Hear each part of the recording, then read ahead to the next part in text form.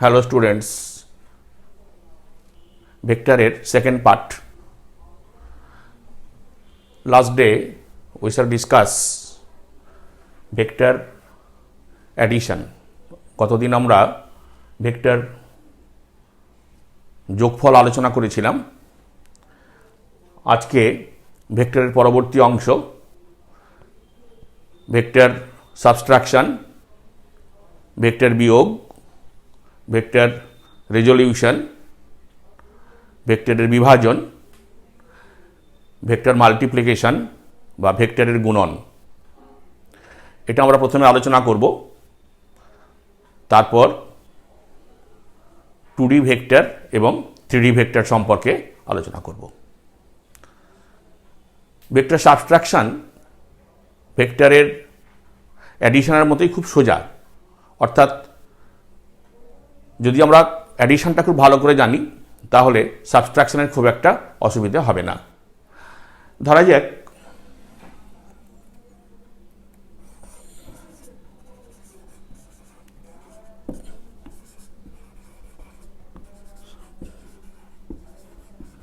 Vector subtraction, ধরা যাক আমরা পি ভেক্টর থেকে কিউ ভেক্টর সাবট্রাক্ট করতে চাই, বিয়োগ করতে চাই। তা আমরা তো এটাকে এভাবে লিখতে পারি, P vector plus minus Q vector.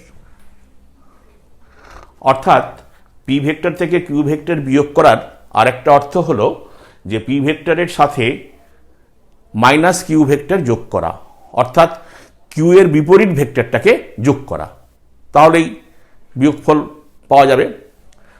ধরা যাক it will be equal to s vector. আমরা প্রথমে পি এবং কিউ ভেক্টরকে একটা বিন্দুতে কাজ করছে বলে দেখাই। এটা পি ভেক্টর, এটা কিউ ভেক্টর। আমরা পি ভেক্টরটাকে একটু বড় হাতের লিখি, আমরা এখানে বড় হাতের লিখেছি।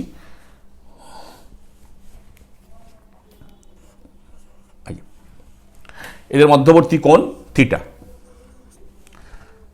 আমরা এর আগের দিন দেখিয়েছি যদি যোগ করতে হয় তাহলে এই দুটোকে সামান্তরিক বাহু ধরে আমরা ডায়াগোনাল তৈরি করব, সেটা হবে যোগফল। আজকে দেখাচ্ছি আগে বিপরীত ভেক্টরটা তৈরি করতে হবে। এটা ও এ, এটা পি ভেক্টর, ও বি কিউ ভেক্টর। আমরা ঠিক এর সমান করে একদম বিপরীত দিকে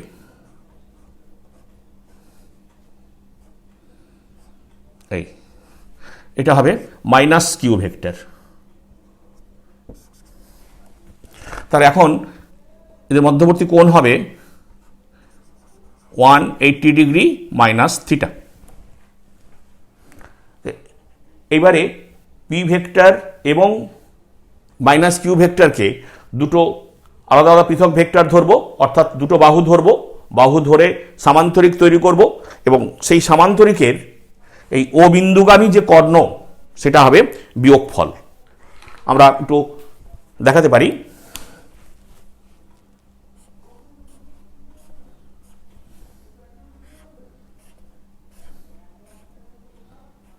এই ধরা যাক এটা আমাদের সি ভেক্টর, এটা আমাদের ডি ভেক্টর, ডি বিন্দু ভেক্টর নয়, ডি বিন্দু। তাহলে রেজাল্টেন্ট ভেক্টর হলো, এটা হলো এস ভেক্টর। নিশ্চয়ই আমরা বোঝাতে পেরেছি যে পি ভেক্টরের সাথে কিউ ভেক্টর যোগ করলে ঠিক আমরা যেভাবে সামান্তরিক সূত্র অঙ্কন করে বা সামান্তরিক সূত্র অ্যাপ্লাই করে করতাম, ঠিক সেভাবেই পি ভেক্টরের সাথে কিউ ভেক্টর যখন বিয়োগ করব, আগে কি করব, আগে মাইনাস কিউ ভেক্টর তৈরি করব, বিপরীত ভেক্টর তৈরি করব, তারপর সেই বিপরীত ভেক্টরটার সাথে পি ভেক্টর যোগ করব। তাহলে পি ভেক্টর এবং মাইনাস কিউ ভেক্টরকে একটা সামান্তরিকের দুটো বাহু ধরে সামান্তরিক তৈরি করলাম। পি এবং মাইনাস কিউ ও বিন্দুতে ক্রিয়াশীল, তাহলে ও বিন্দুগামী যে কর্ণ সেটা হবে বিয়োগফল বা এস ভেক্টর। এখন আমরা খুব সরাসরি সূত্র অ্যাপ্লাই করে আমরা এস ভেক্টরের মান এবং দিক বার করতে পারি।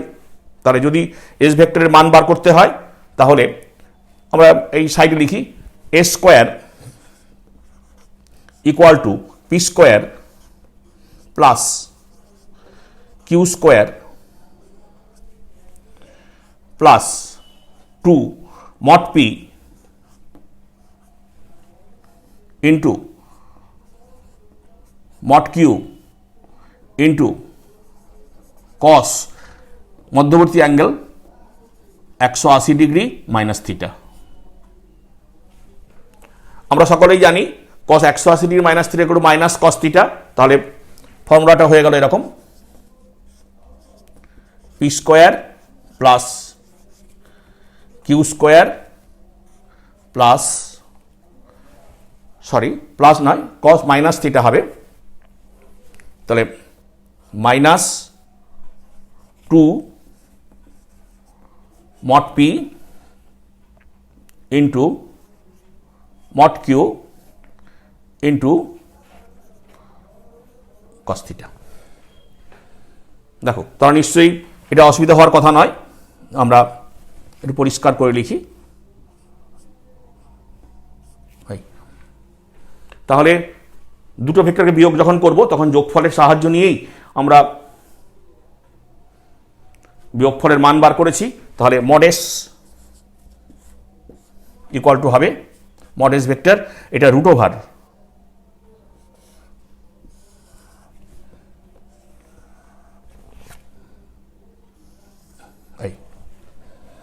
এটা হলো বিয়োগফলের মান। এবার ধরে নেওয়া যাক এই বিয়োগফল এস ভেক্টর পি ভেক্টরের সাথে একটা অ্যাঙ্গেল করেছে, এই অ্যাঙ্গেলটা ধরো এটা হচ্ছে তোমার alpha. Let S vector makes an angle alpha with P vector. ধরা যাক এস ভেক্টর পি ভেক্টরের সাথে আলফা কোণ করেছে, তাহলে খুব স্বাভাবিকভাবে আমরা tan আলফা বার করতে পারবো। আমরা tan alpha will be equal to mod q sin 180 degree minus theta divided by mod p plus mod q cos 180 degree minus theta। এখানেও আমরা কস এবং সাইনের ভ্যালুগুলো পুট করে দিই, তাহলে ট্যান আলফা বা আলফা ইকুয়াল টু লিখবো আমরা alpha equal to tan inverse mod Q sine theta divide by mod p plus mod q, এখানেও minus cos minus theta cos 180 minus theta minus cos theta minus mod q cos theta. Right. This is the angle made by the resultant S with p vector. তাহলে এই পদ্ধতিতে আমরা দুটো ভেক্টরের বিয়োগফল বার করতে পারবো। কি বোঝা গেছে নিশ্চয়ই? অবশ্যই অসুবিধা হওয়ার কথা নয়, যদি কোনো অসুবিধা থাকে তোমরা বলতে পারো। হ্যাঁ ঠিক আছে, চলে আসি এবারে resolution. To resolve a vector along any two axes is known as vector resolution. To resolve a vector along any two axis is known as vector resolution. কোনো একটা ভেক্টরকে যে কোনো দুটো অক্ষ বরাবর, কাল্পনিক অক্ষ বরাবর ভেঙে ফেলার ব্যবস্থাকে ভেক্টর রেজলিউশন বলা হয়। আবার বলছি, to resolve a vector along any two imaginary axis is known as vector resolution. কোনো একটা ভেক্টরকে যে কোনো দুটি কাল্পনিক অক্ষ বরাবর ভেঙে ফেলার পদ্ধতিকে আমরা ভেক্টর বিভাজন পদ্ধতি বলে থাকি। Let us consider this is a vector. We want to resolve this vector along any two axes. Let one axis makes an angle alpha with this vector and another axis another axis makes an angle beta. This axis, this is an axis. This is angle beta. This is point O. আমরা P একটা vector, এই P ভেক্টরকে যে কোনো দুটো কাল্পনিক অক্ষ বরাবর ভাঙতে চাই। একটা অক্ষ P ভেক্টরের সঙ্গে আলফা কোণ করেছে, আর একটা অক্ষ P ভেক্টরের সঙ্গে বিটা কোণ করেছে। আমরা কি করলাম একটু ভালো করে দেখে নেওয়ার চেষ্টা করো, বুঝে নেওয়ার চেষ্টা করো। মনে করে নাও এই বিন্দুটা A বিন্দু। আমরা এই A বিন্দু থেকে এই দ্বিতীয় অক্ষের সঙ্গে সমান্তরাল করে একটা সরলরেখা টানলাম, নাম দাও এ এম। ঠিক একই পদ্ধতিতে আমরা এ বিন্দু থেকে এই প্রথম অক্ষের সাথে সমান্তরাল করে আরেকটা সরলরেখা টানলাম, এন। এটা আমার ফার্স্ট অ্যাক্সিস, এটা আমার সেকেন্ড অ্যাক্সিস। দেখো তাহলে কি করলাম, আমি আরেকবার বলি। We draw a parallel line AM with parallel to second axis, then another line AN parallel to first axis. তো A বিন্দু থেকে দ্বিতীয় অক্ষের সঙ্গে সমান্তরাল করে AM টানা হলো, এবং A বিন্দু থেকে প্রথম অক্ষের সঙ্গে সমান্তরাল করে AN টানা হলো। তাহলে এখন নিশ্চয়ই আমরা বলতে পারবো OMAN,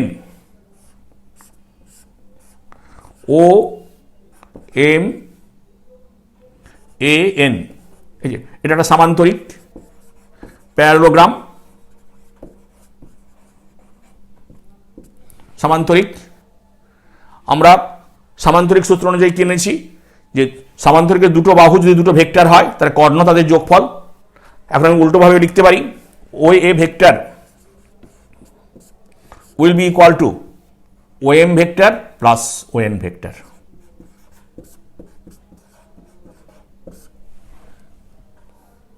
তাহলে এখন এই OA ভেক্টরটাকে আমরা দুটো আলাদা আলাদা ভেক্টরে ভেঙে ফেলতে পারলাম, বা আমরা এটাকে লিখতে পারি P vector will be equal to P1 vector, this is along x axis বলে, সরি ভুল বলেছি, this is along first axis বলে। Number 2 P2 vector. Now, what is the magnitude of P1 and P2?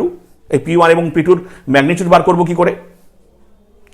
দেখো, this side parallel to this side, so this beta also equal to this beta, then this angle 180 degree minus alpha plus beta, কোনো problem নেই। তাহলে আমরা OMA triangle, তার তিনটে বাহু OM, MA and OA, এবং তিনটে কোণ আলফা, বিটা এবং 180 degree minus alpha plus beta. So তাহলে আমরা এখানে সাইন রুল অ্যাপ্লাই করতে পারবো। তাহলে আমরা এভাবে লিখতে পারি OM by opposite angle sine beta equal to MA by the opposite angle sin alpha equal to OA by the opposite angle sin 180 minus alpha plus beta, that is alpha plus beta.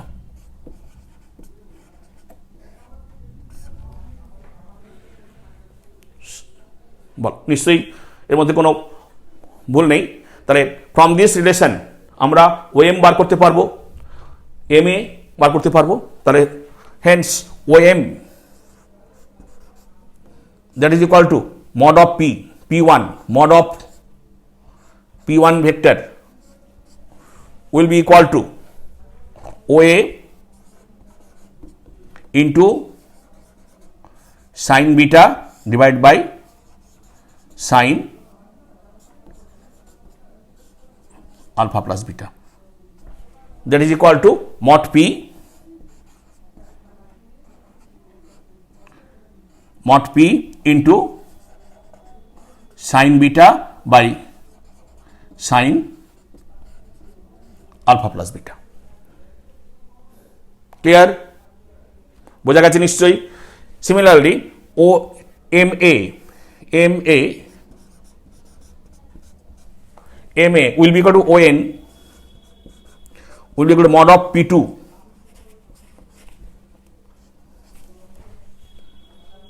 equal to OA into sin alpha divided by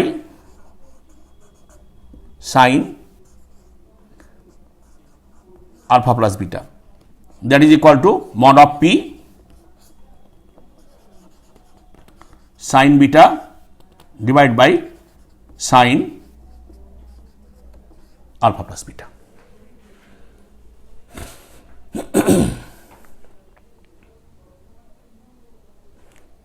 ওকে, নিশ্চয়ই অসুবিধা থাকার কথা নয়।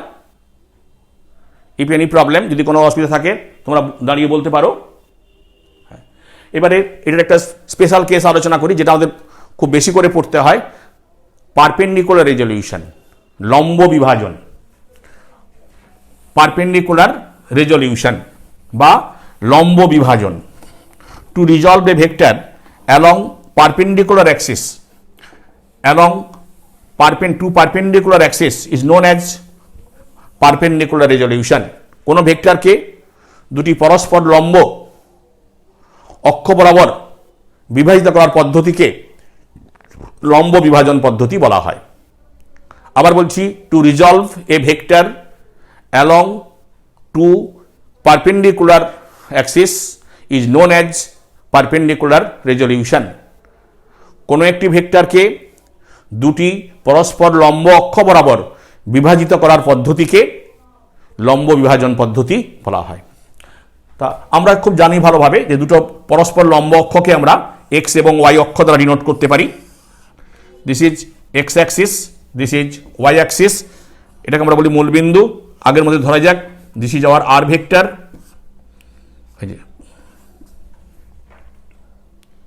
হ্যাঁ, আমরা P vector ধরতে পারতাম, কোনো অসুবিধা নেই, যা খুশি, এনি ভেক্টর। আর জেনারেলি আমরা পজিশন ভেক্টরগুলোকে আর ভেক্টর দিয়ে ডিনোট করি, সেই জন্য আমরা আর ভেক্টর ধরেছি। পদ্ধতি একই, আগে যেমন করেছিলাম ঠিক একই পদ্ধতিতে আমরা করতে পারি। এই এ বিন্দু থেকে ওয়াই অক্ষের সঙ্গে প্যারালাল করে এম টানো, আবার এ বিন্দু থেকে এক্স অক্ষের সঙ্গে সমান্তরাল করে এন টানো। তা নিশ্চয়ই আমরা এখন বলতে পারবো ও এম এ এন সামান্তরিক অথবা আয়তক্ষেত্র। আয়তক্ষেত্র একটা সামান্তরিক, তাহলে বলবো ও এম এ এন আয়তক্ষেত্র। অসুবিধা কিছু নেই, আয়তক্ষেত্র বলতে পারো। তাহলে এখানেও ওএম একটা ভেক্টর, ওএন একটা ভেক্টর এবং তাদের যোগফল হচ্ছে ওএ ভেক্টর। তাহলে আমরা এখান থেকে লিখতে পারি OA vector will be equal two OM vector plus ওএন vector.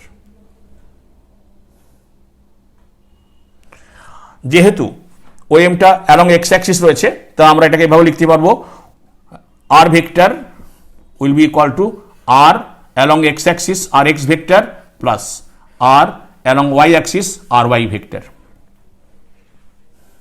এবং লক্ষ্য করে দেখো আর এক্স এবং আর ওয়াই পরস্পর 90 ডিগ্রি কোণে আছে, পারপেন্ডিকুলার অ্যাক্সিস বরাবর রয়েছে। ধরে নেওয়া যাক R vector makes an angle theta with X axis. আমরা যদি ধরে নিই যে আর ভেক্টর এক্স অক্ষের সঙ্গে থিটা কোণ করে আছে, দিস ইজ থিটা।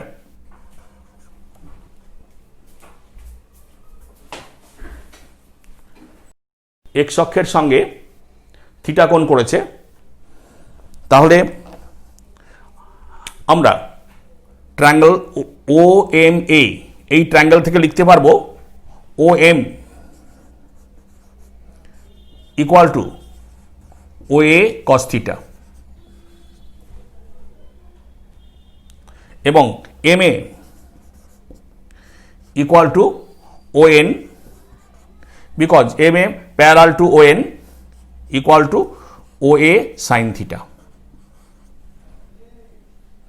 তাহলে আমরা এখন নিশ্চয়ই বলতে পারবো যে mod R X equal to, এটা ইকুয়াল টু হলো মড আর এক্স, আর এটা হলো মড আর ওয়াই। দেখো, তাহলে আমরা এইভাবে যে কোনো একটা ভেক্টরকে এক্স অ্যাক্সিস এবং ওয়াই অ্যাক্সিস অর্থাৎ পরস্পর দুটো লম্ব অক্ষের সাপেক্ষে ভেঙে ফেলতে পারবো, যেখানে একটা উপাংশ হবে অর্থাৎ এক্স অক্ষ বরাবর উপাংশ হবে ও x O A cos theta, এবং ওয়াই অক্ষ বরাবর উপাংশ হবে ও এ সাইন থিটা। বা আমরা এভাবেও বলতে পারবো যে mod R X equal to mod R into cos theta, এবং mod R Y equal to mod R into sine theta. এইভাবে আমরা কোনো একটা ভেক্টরকে দুটো লম্ব উপাংশে ভেঙে ফেলতে পারি। এটাকেই বলা হয় পারপেন্ডিকুলার রেজলিউশন। খুব অসুবিধা থাকার কথা নয়। তোমরা এই যে আমরা কস থিটা সাইন থিটা বা এই কম্পোনেন্টগুলো ভাগলাম, আগে আমরা যে জেনারেল ইকুয়েশনটা পড়েছিলাম সেখানে তুমি আলফার ভ্যালু থিটা বসাও, বিটার ভ্যালু 90 ডিগ্রি মাইনাস থিটা বসাও, এবং alpha plus beta equal to 90 degree বসাও, সেম রেজাল্ট পাবে। তা আগের পদ্ধতিটাকে আমরা জেনারেল পদ্ধতি বলতে পারি, আর এটাকে একটা স্পেশাল কেস হিসাবে পারপেন্ডিকুলার রেজলিউশন বলে বলতে পারি। ভেক্টর সাবস্ট্রাকশন শেখা হলো, ভেক্টর রেজলিউশন শেখা হলো। এইবার আমরা চলে আসি ভেক্টর মাল্টিপ্লিকেশন, ভেক্টরের গুণন।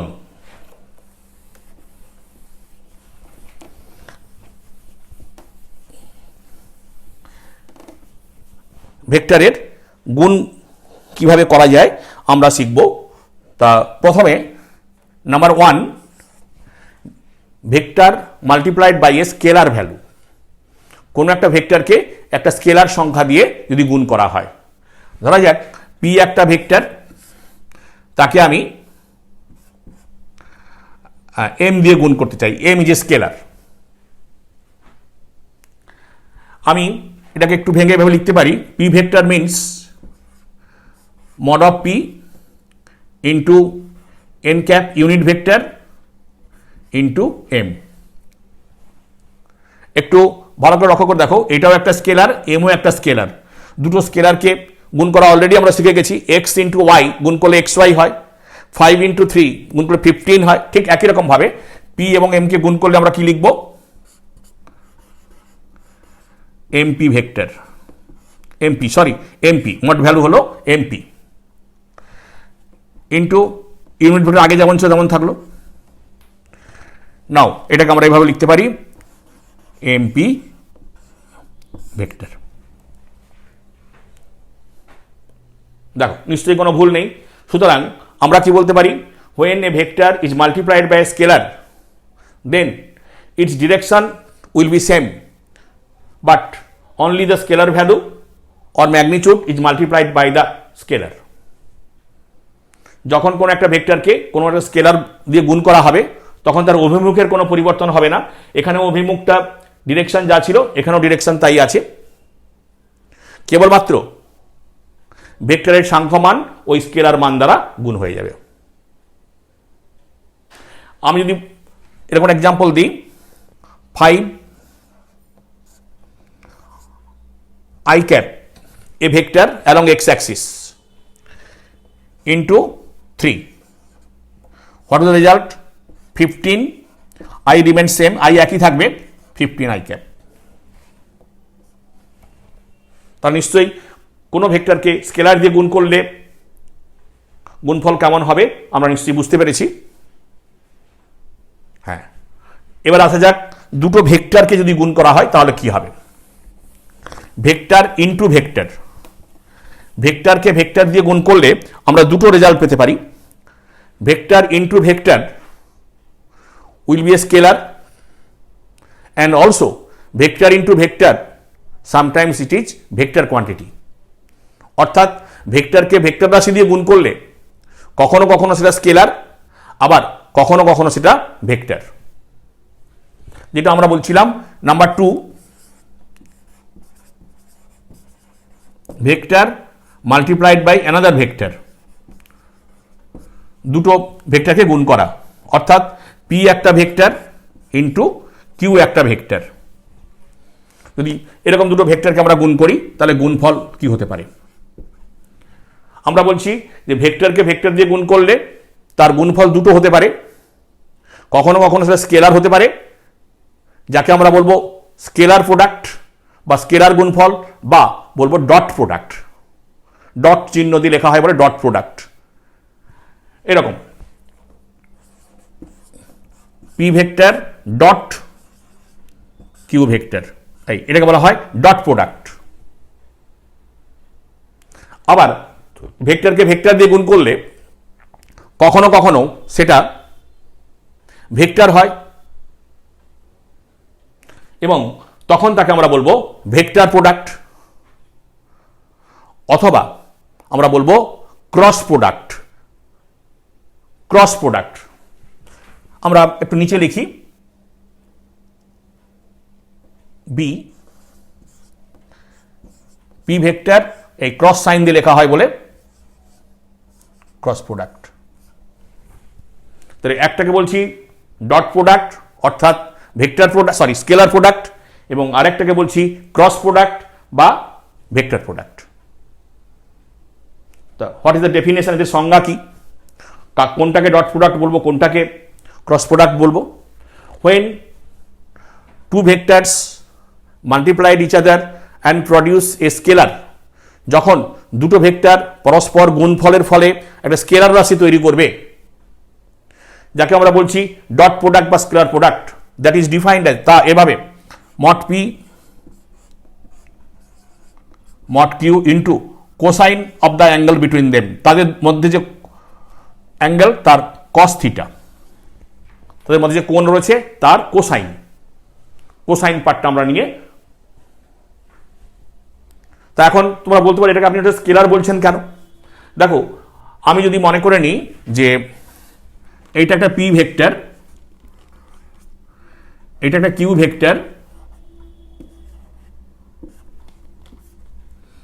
এরা ও বিন্দুতে কাজ করছে, আমি পি এর সঙ্গে কিউ গুণ করতে চাই, P to Q, this angle is theta, then P dot Q equal mod P mod Q into cos theta.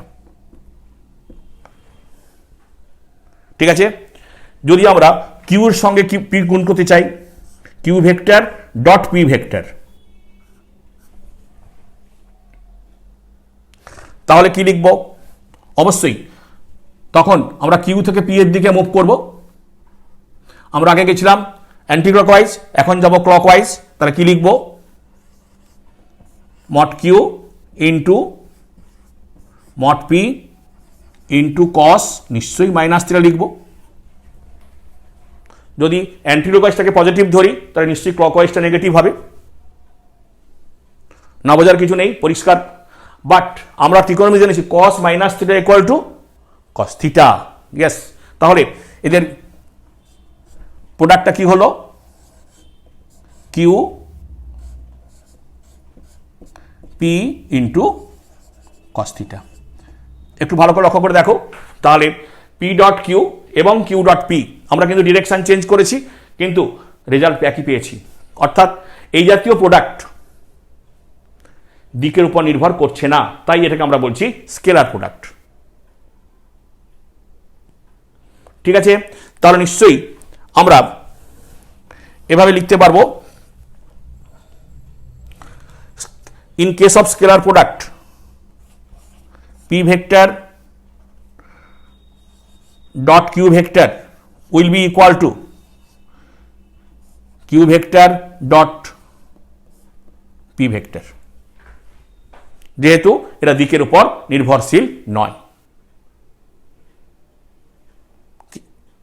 নিশ্চয়ই বোঝা গেছে?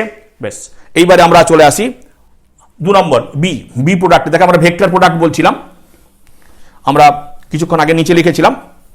আমরা ভেক্টর প্রোডাক্টের কথা আলোচনা করি।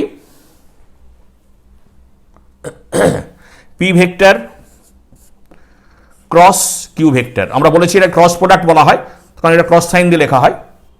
তাহলে এদের mod P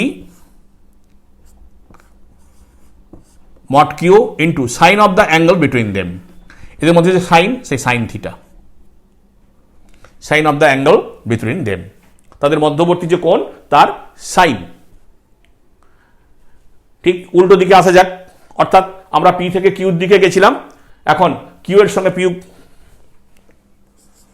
Q vector cross P vector will be equal to mod Q mod P into sine minus theta. ঠিক আগের পদ্ধতিতে আমরা অ্যান্টি ক্লকওয়াইজ পজিটিভ ধরেছি, তাহলে ক্লকওয়াইজ নিশ্চয়ই নেগেটিভ হবে।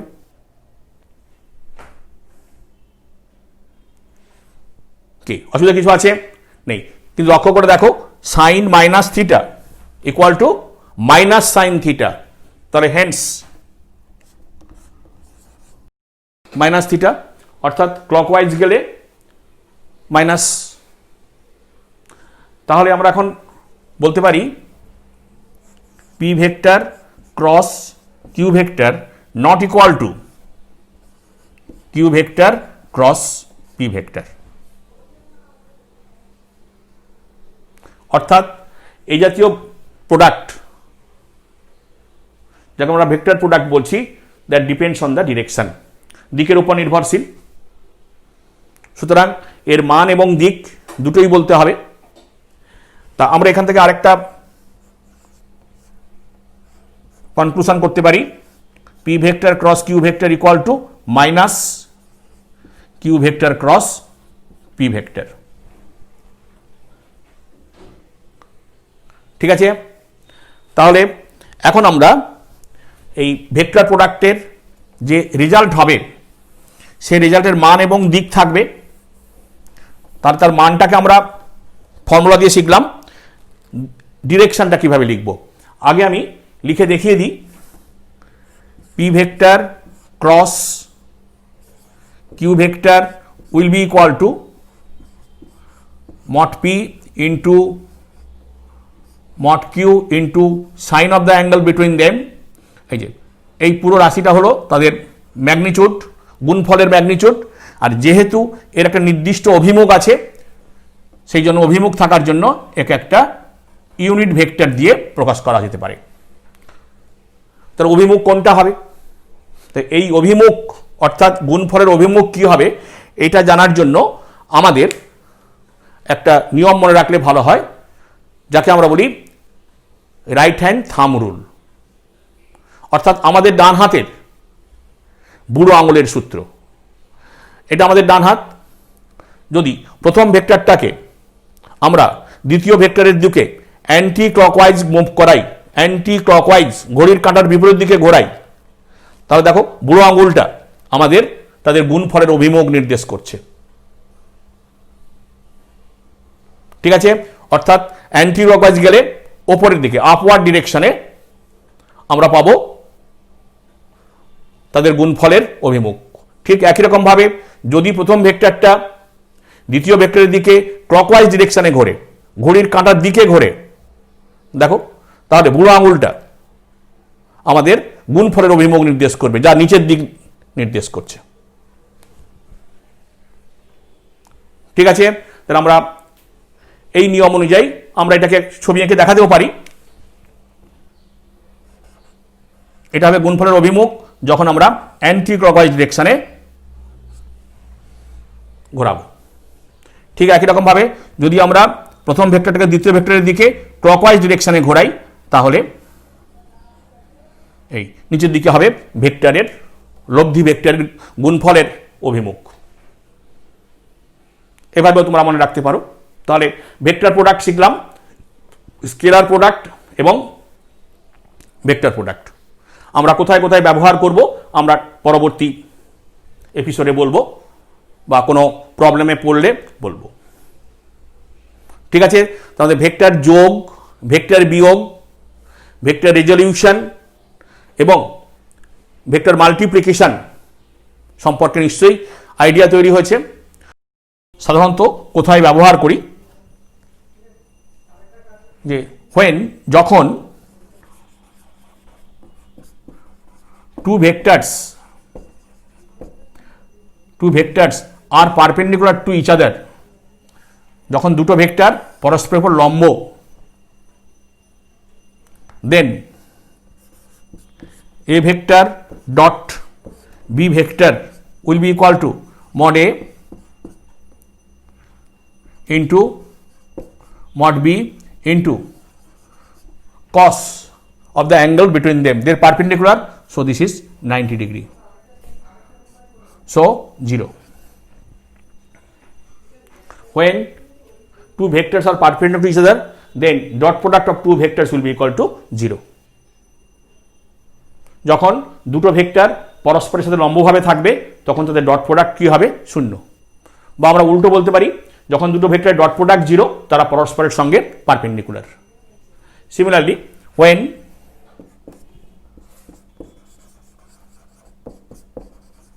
two vectors parallel to each other, তখন দুটো ভেক্টর পরস্পরের সঙ্গে সমান্তরালভাবে থাকবে, তখন a vector cross b vector will be equal to mod a mod b sin 0 degree, that is equal to 0. It is also another condition, দুটো ভেক্টরের cross product যদি 0 হয় তাহলে বলবো they are parallel to each other. Vector এই পর্যন্তই, আমরা ভেক্টরের মূল জিনিসগুলো আলোচনা করতে পেরেছি।